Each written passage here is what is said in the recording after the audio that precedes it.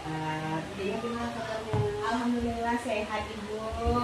Begini Ibu, tujuan saya menemui Ibu di kantor ini untuk memenuhi tugas wawancara saya, yaitu tugas demonstrasi kontekstual CGP angkatan 11 pada modul 331 Ibu.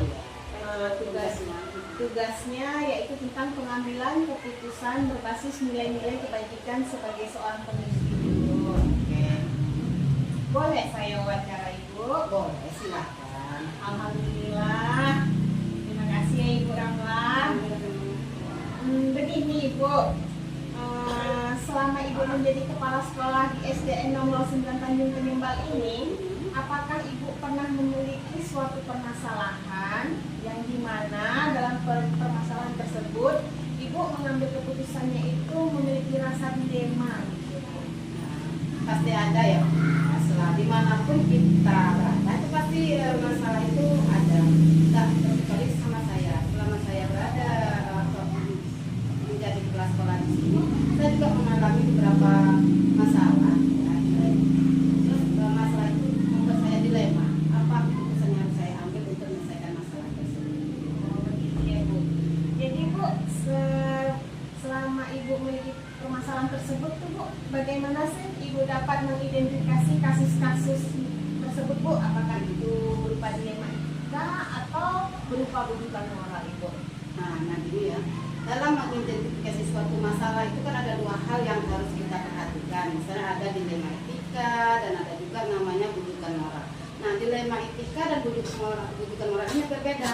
Nah bedanya kalau bujukan moral itu kita berada di suatu situasi benar dan salah gitu ya. Sementara dilema etika itu berada di situasi benar dan benar. Jadi kita harus bisa mengambil suatu keputusan itu dengan menentukan apakah ini dilema etika ataupun bujukan moral. Wah, seperti itu ya Ibu ya. Jadi Bu, bagaimana nih Bu Ibu menjalankan pengambilan keputusan tersebut Bu di sekolah ini? Terutama ya Bu terhadap kasus-kasus yang Ibu sebutkan tadi ya kan Bu, di mana ada dua kepentingan yang sama-sama Ibu bilang tadi benar dan sama-sama mengandung nilai kebajikan tersebut. Nah, sebagai seorang pemimpin ya, ini pengalaman saya sendiri ya. Sebagai seorang pemimpin ketika kita dihadapi dalam suatu situasi dalam mengambil satu keputusan, kita harus menentukan dulu apakah permasalahan ini termasuk ke dalam dilema etika atau memang termasuk ke dalam bujukan moral. Nah, kita harus mengidentifikasi masalah tersebut. Nah, apa kasus yang sebenarnya terjadi pada permasalahan tersebut. Nah, setelah kita mengetahui permasalahan tersebut, kita bisa baru memperhatikan keputusan apa nanti yang akan kita ambil dalam menyelesaikan permasalahan tersebut.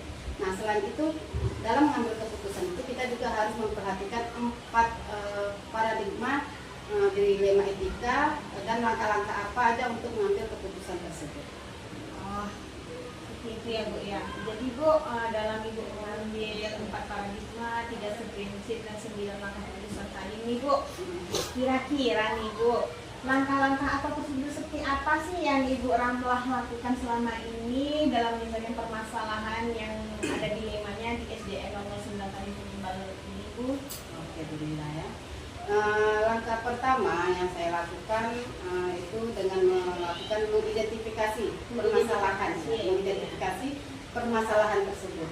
Nah, setelah saya identifikasi masalah tersebut, ini saya menilai, mengkaji atau mengenali nilai apa saja yang bertentangan dalam situasi-situasi tersebut.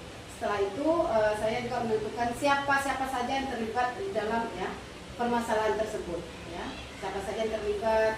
Apakah dalam hal ini sering saya melibatkan guru untuk mengumpulkan faktanya, mencari tahu apa yang terjadi sebenarnya penyebab terjadinya permasalahan tersebut.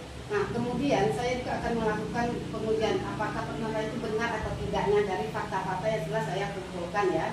Nah, itu sama dengan kita melaksanakan misalnya 3 prinsip revolusi tadi ya. Dan setelah itu kita mencari solusi atau kemungkinan penyelesaian apa atau opsi apa yang kita lakukan untuk membuat keputusan menyelesaikan masalah tersebut. Selanjutnya Ibu, dari hal-hal apa saja nih yang Ibu Ramlah anggap efektif dalam pengambilan keputusan pada kasus-kasus dilema etika yang Ibu alami di sekolah ini Ibu? ketika kita berhadapan dengan dilema etika ya, yang mencakup efektif dalam mengambil hal yang efektif yang kita lakukan untuk mengambil keputusan pada kasus tersebut adalah saya menggunakan 3 prinsip revolusi tadi ya, yaitu apa, berpikir berbasis hasil akhir ya, berorientasi pada aturan yang benar ya, dan mengutamakan rasa peduli ya. Jadi kemudian kita memperhatikan dampak jangka panjangnya dari hasil yang akan kita lakukan tadi. Jadi itu merupakan hal panjang efektif yang akan kita lakukan.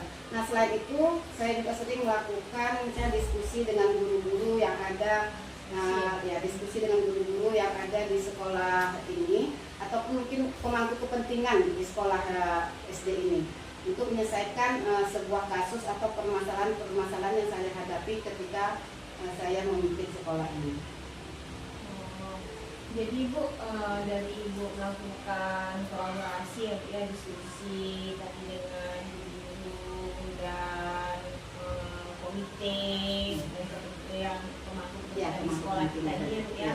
Jadi Bu, hal-hal apa saja nih Bu yang selama ini merupakan tantangan dalam pengambilan keputusan Ibu pada kasus-kasus dilema etika Ibu yang menjadi tantangan gitu? Tantangan ya, menurut saya ini pengalaman juga ya, menurut saya itu dilema etika adalah permasalahan yang memang agak sulit untuk kita putuskan dalam waktu yang singkat. Kenapa? Karena ini menyangkut hal yang sama-sama benar, tapi kita harus mencari mana posisinya yang paling benarnya gitu kan gitu ya. Jadi itu merupakan satu tantangan bagi saya. Nah, namun saya kembalikan lagi pada nilai-nilai yang saya pegang teguh atau aturan-aturan yang berlaku, serta tidak lupa kemudian terhadap sesama kita ya, yang harus kita pertimbangkan. Jadi walaupun itu benar, misalnya benar sama benar, kita harus berdoman kepada aturan-aturan yang sudah kita tetapkan misalnya. Tetapkan bersama secara bersama itu kan. Jadi ini yang harus kita pertimbangkan lagi untuk mengambil suatu keputusan.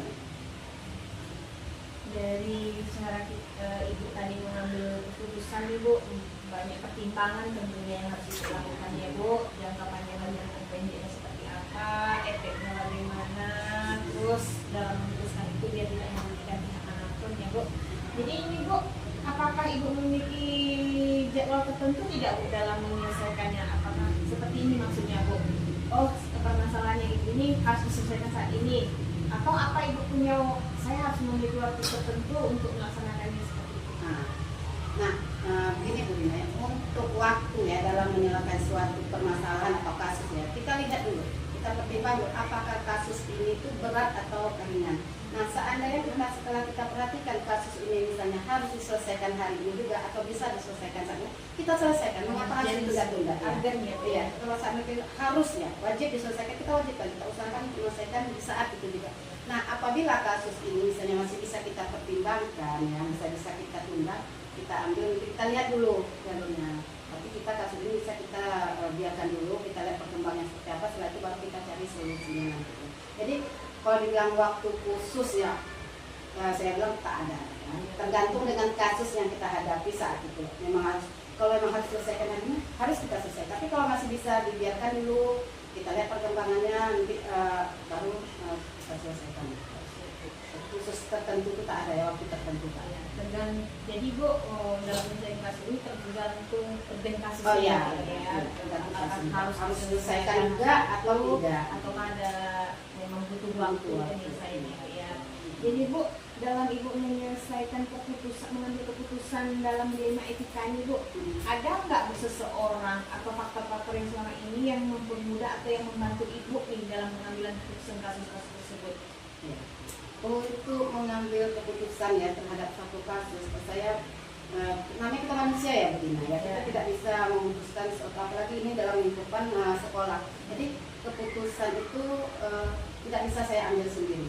Nah sebelum saya mengambil suatu keputusan, saya mengajak dulu dewan guru, beberapa dewan guru ya, taruhlah sini dulu, mungkin guru-guru yang senior atau guru-guru yang bisa saya ajak untuk kompromi atau yang bisa saya ajak untuk musyawarah untuk mengambil suatu keputusan. Nah ya. Jadi kenapa? Karena kalau keputusan saya sendiri nanti dampaknya takut saya gini, dampaknya tidak adil terhadap guru-guru yang lain. Jadi guru-guru tidak bisa terima dengan keputusan saya sendiri. Itu namanya saya kayaknya atau tidak ya mengambil keputusan seperti itu. Jadi saya dalam mengambil suatu keputusan saya selalu melibatkan beberapa dewan guru ya, ataupun nanti kalau memang kasusnya sudah besar, saya mungkin bisa melibatkan komite dan pengawas sekolah. Sekali ya Bu ya, Masya Allah. Ternyata Ibu Ramlah ini sangat berkolaborasi sekali ya dalam kepemimpinannya, Masya Allah. Tentu jujur saja Bu, kami sebagai anggota Bapin Ibu sangat berbangga hati mempunyai pimpinan seperti Ibu yang sudah terbukti Ibu selalu berkolaborasi memang di sekolah dalam segala hal. Nah ini pertanyaan terakhir ini Bu. Dari semua hal yang telah Ibu sampaikan tadi nih dalam wawancara bersama saya, pembelajaran apa yang dapat Ibu petik dari pengalaman Ibu mengambil keputusan di etika ini Bu? Maksudnya dalam pembelajaran yang pernah Ibu petik di sekolah pas Ibu mengambil keputusan dari semua masalah. Nah, saking banyaknya masalah, gitu ya, seringnya kita dapat masalah gitu ya, jadi banyak pelajaran kita hadapi kan ya, karena kita gini, pengalaman itu adalah guru yang paling berharga. Jadi seringnya pengalaman yang kita dapat, banyak juga pelajaran yang saya terima, terutama dalam menyelesaikan masalah-masalah yang ada di sekolah ini terutama ya, karena salah satunya nilai-nilai kebajikan dalam diri saya sendiri, prinsip pengambilan dalam mengambil keputusan. Jadi saya dalam mengambil keputusan itu tidak harus karena ego saya tidak harus mengambil keputusan dengan diri saya sendiri. Jadi dalam mengambil satu keputusan saya harus ada kerjasamanya, musyawarah dengan beberapa orang pun yang saya anggap bisa lah, itu saya ajak musyawarah. Nah, saya di sini mengambil pengalaman paradigma berpikir, langkah-langkah dalam mengambil keputusan untuk menjadi dasar pengambilan keputusan yang bertanggung jawab. Jadi dalam mengambil satu keputusan kita berpikir dulu apa yang harus kita laksanakan, nanti apa yang harus kita lakukan dalam menyelesaikan suatu masalah. Jadi mengapa begitu? Karena nanti hasil itu kita harus pertanggungjawabkan. Nah, gitu. Jadi bukan hanya kita ambil keputusan setelah itu kita bebas gitu ya. Jadi keputusan yang kita ambil, solusi yang kita berikan itu harus ada pertanggungjawabannya. Saya rasa mungkin itulah pengalaman. Jadi kita bisa mengambil pengalaman saya pribadi, saya tidak bisa mengambil keputusan secara pribadi. Masya Allah kali ya, Ibu memang seorang, luar biasa kali ya cara Ibu mengambil kepemimpinan, dan ini menjadi role model bagi kami nih Bu, contoh. Ambil yang terbaik aja ya, yang sebutnya jangan diambil. Untuk mengambil keputusan itu tidak bisa diputuskan sendiri ya Bu ya, kita harus berkolaborasi. Kita lihat dulu permasalahannya. Dan keputusan itu harus bisa dipertanggungjawabkan ya, sesuai kata Ibu tadi ya, sesuai dengan nilai-nilai biar bisa membentuk kepribadian yang baik lagi ya. Bu Ramlah, wawancara kita kali ini sungguh luar biasa Ibu, banyak ilmu yang saya dapat dari Ibu, dari seorang manfaat ya ilmunya ya. Dari seorang pemimpin, bagaimana cara mengambil keputusan. Kebetulan ini adalah pimpinan saya sendiri ya Bu ya, di SD 09, dan saya mendapat pencerahan yang luar biasa Ibu ya. Semoga bermanfaat ya. Nah, terima kasih ya Bu Ramlah atas waktunya. Semoga berhasil ya dalam pendidikan CGP-nya, dapat nilai yang memuaskan. Amin, amin. Kalau begitu saya undur diri dulu ya Bu Ramlah ya. Terima kasih untuk waktunya Ibu. Sama-sama. Assalamualaikum warahmatullahi wabarakatuh.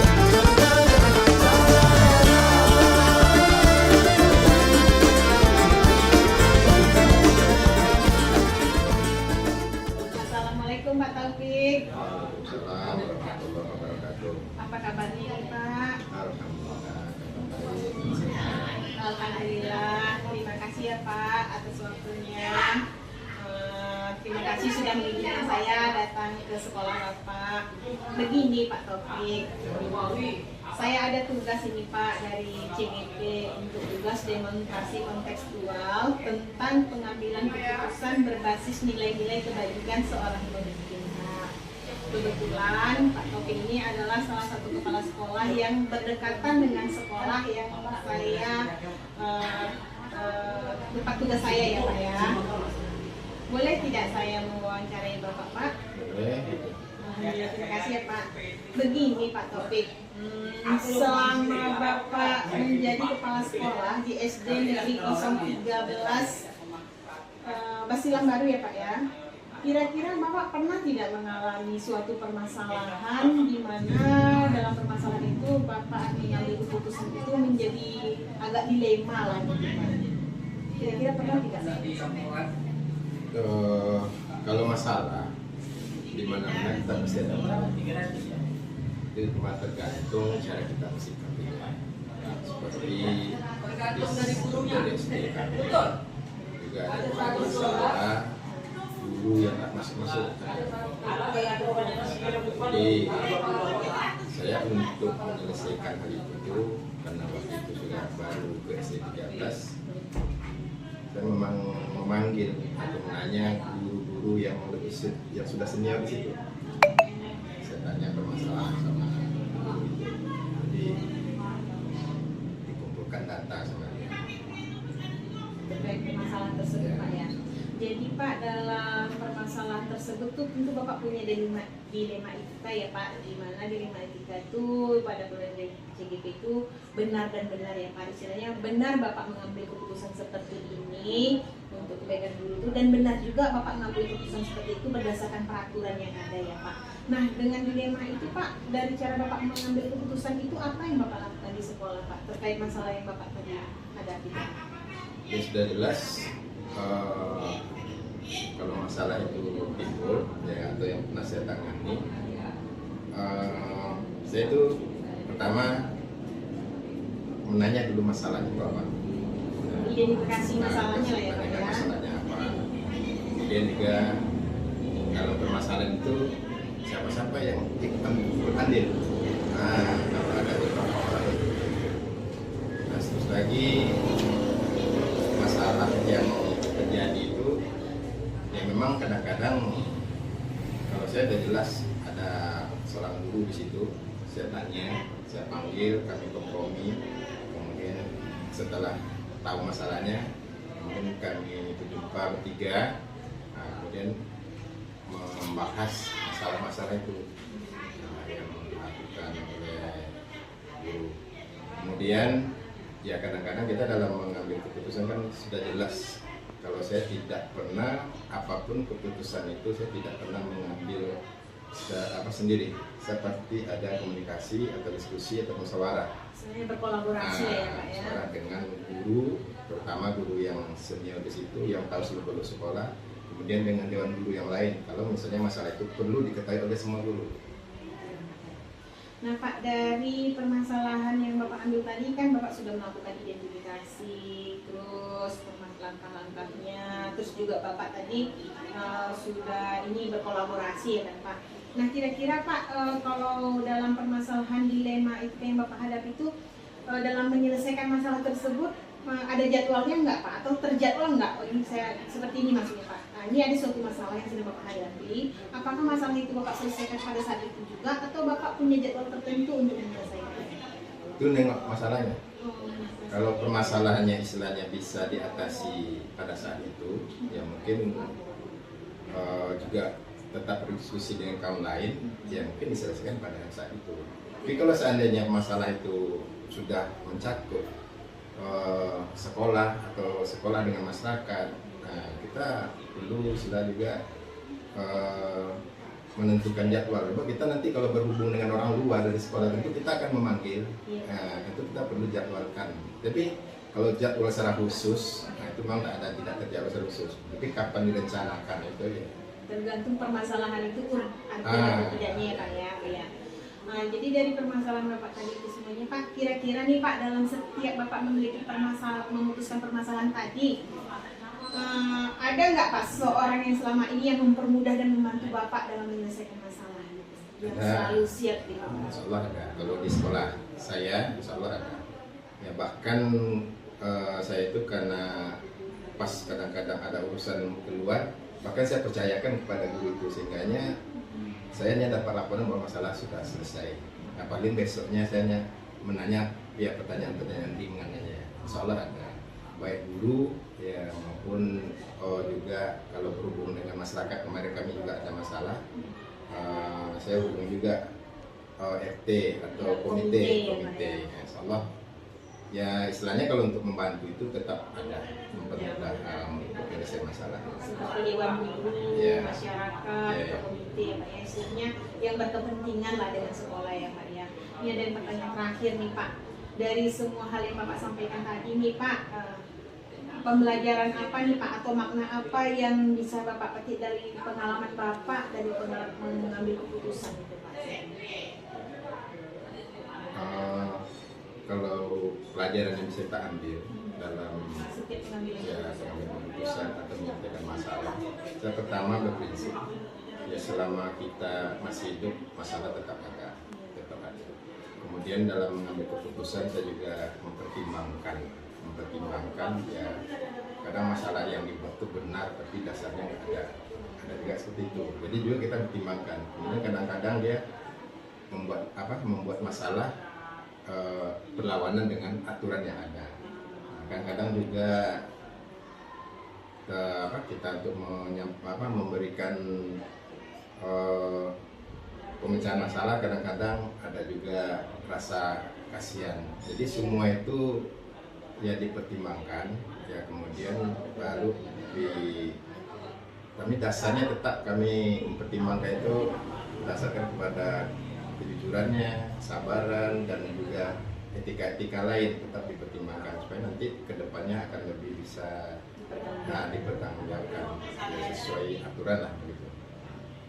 Insya Allah ya Pak, jawabannya hebat sekali nih Pak. Semua pertanyaannya ini sebenarnya sudah terangkum dia Pak Nikatu.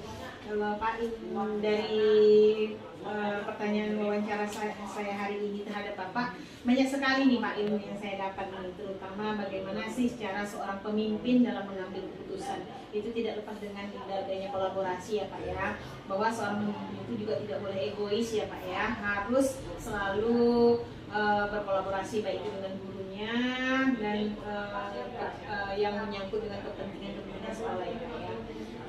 Hanya memang begitu. Hanya musyawarah lebih utama. Ya, musyawarah ya Pak. Tapi ya. keputusan tetap dipegang oleh tapi dari hasil musyawarah itu diputuskan. Tetap pemimpinnya ya Pak ya. Terima kasih banyak ya Pak Taufik atas waktunya. Kami doakan semoga Bapak sebagai pemimpin selalu dilindungi oleh Allah Subhanahu wa taala, sukses dunia akhirat dan menjadi role model bagi kami semuanya. Terima kasih sekali lagi saya ucapkan ya Pak. Saya Ibu Tibi ya Pak ya. Assalamualaikum warahmatullahi wabarakatuh. Waalaikumsalam.